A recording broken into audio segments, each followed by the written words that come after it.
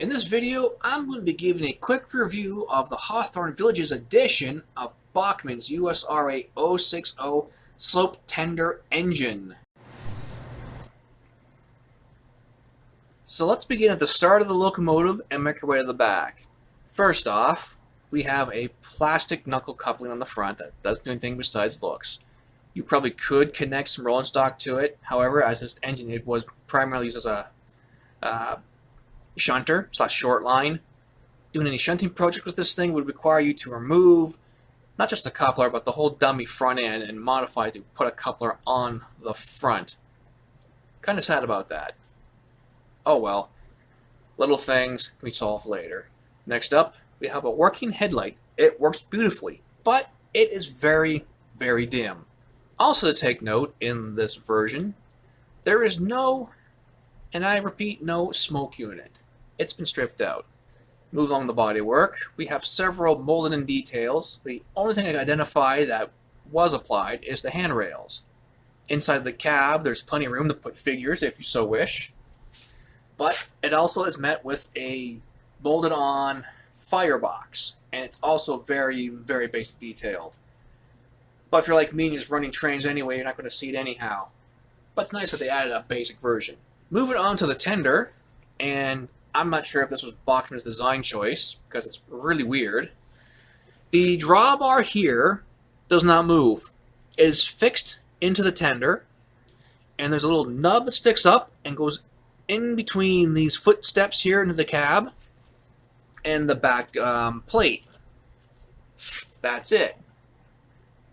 So far, I've had any issues with it, but I don't know if you want to pull a lot of heavy realistic loads to the scale in case it snaps, because if it snaps, that's kind of hard to fix.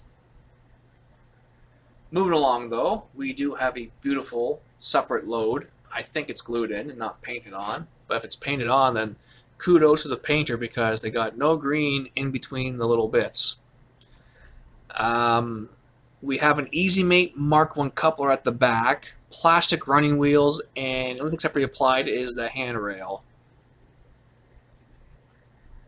Yeah, that's pretty much it. I think these might be separately applied, but it's hard to tell. Now, in terms of running, this thing actually runs pretty good. I've had it running both forwards and backwards a fair bit. So, let's plug it in and do a crawl test. Come on, backwards. Let's try reverse. Oh, I almost forgot to mention, this thing is DC only. I do plan to upgrade to DCC at some point.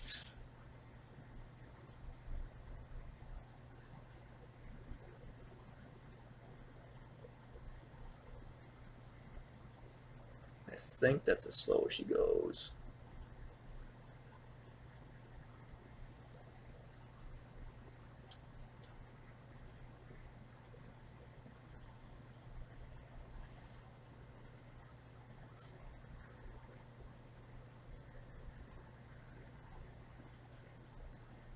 So yeah, pretty slow crawl speed. It does cog a little bit and stick.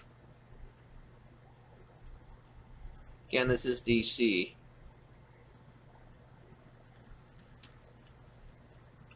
Yeah, so let's go forward.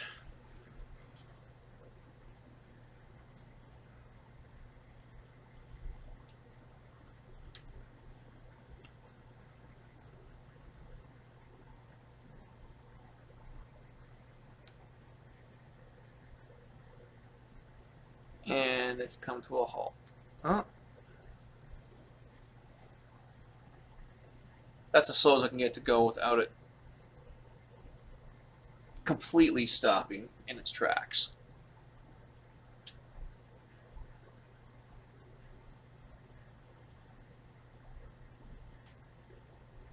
There, that's good. I can get to go slower, but again, just wants to cog and stop and stall on very clean nickel silver track. So to start with this pulling test, I'm going to pull 4 50-foot boxcars first, see how it gets it on, because I am going from Atlas track to Bachmann easy track with road bed. So we'll have a downhill run off the easy track, come along here, and then we'll get around to where the incline really gets fun.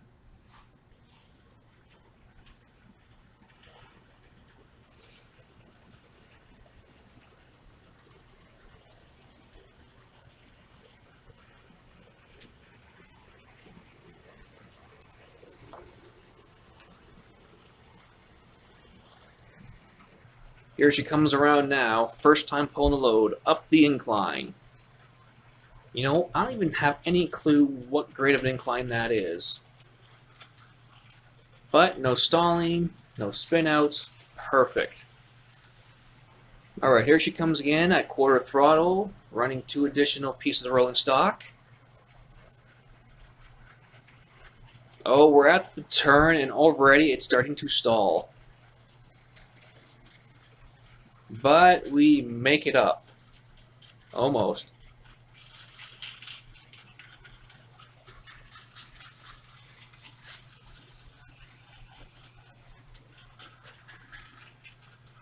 Let's pull one of these off.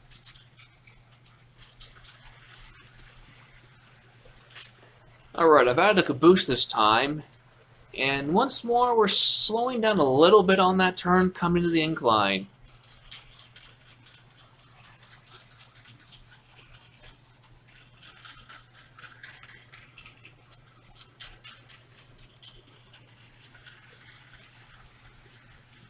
One more time, except I switched out the grain car with the other one. So again, a bit of a struggle. But it does make it up there.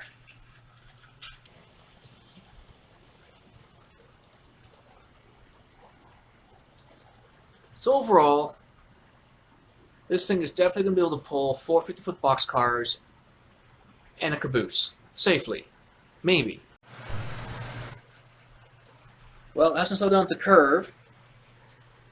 It isn't slowing down at the incline. Well, spoke too soon, just a little bit. Now, I'm not sure how to go about reviewing this locomotive because it's not a Bachmann engine. Even though it's all made by Bachmann, it's sold under the Hawthorn Village's name, so its level of detail and all that is going to be completely different from what Bachmann sells.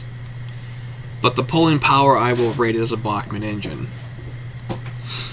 So, to begin with the Hawthorn Village / Bradford Exchange packaging, 0.5 out of 5. I'm sorry, it is absolutely terrible. Shrink wrap foam. Yeah, okay, you keep the weather elements out of it, but it's foam. You should have put a box around it to give it that better protection, because I could stomp on that or get crushed, and the whole thing's gone. At least with the cardboard on it getting stepped on or crushed, it gives that little more strength. But if it's getting crushed by a truck, it's gone regardless. But when you're stacking box on top of it, I mean, you can't trust the plastic to hold the foam together. The detailing is very basic. It's super basic, and it's not even like advertised. It's advertised with weathering across the engine, tender, and the 2 pieces of rolling stock in the picture. Instead, you get something that's super crisp and clean. And I still gotta check to make sure those numbers are painted on or transferred on. I'll probably figure that out in my next review video when I get the other issues in to look at the rolling stock. So, that being all said, I'm giving this a 1. It's really stripped down. There's no smoke unit. The tender has plastic wheels. They should have went with metal. And the Easy Make coupling on the back, they could have opted for a Mark II at least. No, it's just the bare bones basic one. I'm sorry, it's getting a whole 1 from me. Now in terms of pulling power, this is where Bachmann comes in. Because I'm no longer on a level loop, I'm now on my main bench work, which has 2 different grades as it connects to the easy track, and plus it's all modular. None of the bench works are 100% level with each other. But in my other testing off camera too, this thing will probably easily pull 10 50-foot boxcars around a steady level loop of track. I've got 6 pieces of rolling stock on there, the 4 50-foot boxcars that I do have, the 2 grain wagons, and it's doing it pretty well in level grade, so I'm going to presume it will do 10 no problem. But if you're like me and you're just doing different ups and downs and stuff, it's where things really matter. It's going to be a different story. But on level grade, roughly about 10. As for the price point, this is where it really gets weird, because you're not buying a locomotive with tender, you're getting your locomotive first in issue 1, and you're getting your tender in issue 2 of the track. So really, I'm giving this a 0 out of 5, because 1, they should supply you with the full locomotive in issue 1. That way you're getting the same price as a box one from Bachmann, minus Bachmann's stuff added to it. Whereas this one's just a stripped down Hawthorn's one. So to me, it's a bit of a rip-off if you just want the engine engine and tender. But you got to spend the money to get the tender, or the engine first, and then the tender and track after that. So that's that. I can't give it even a 0.5 because it really is just a bit of a rip-off compared to what Bachmann are selling for their 060 sloped and short line tender versions that come with extra stuff for the same price.